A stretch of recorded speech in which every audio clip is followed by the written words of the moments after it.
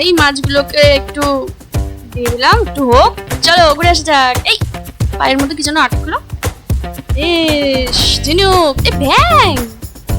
একটা বার চলো তাহলে বন্ধুত্ব করে দিয়ে যাওয়া যাক এই দুজনকে একটু। এই তোমরা একসাথে থাকো।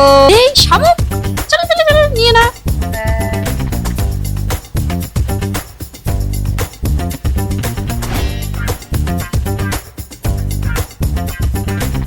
একটু জলের মধ্যে রাখা যাক, পরিষ্কার করা যাক। মুরগি,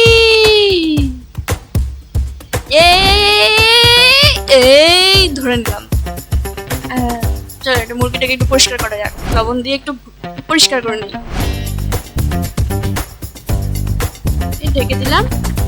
শামুকগুলোকে একটু পরিষ্কার করে নেই।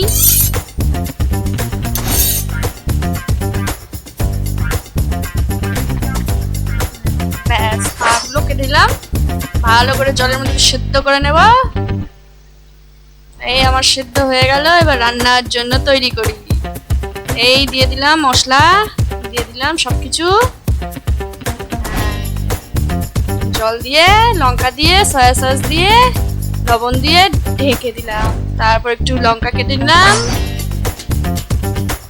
এই আমার রান্না হয়ে গেল। এবার তুলে নিই, এবার খেয়ে দেখা যাক কেমন হয়েছে।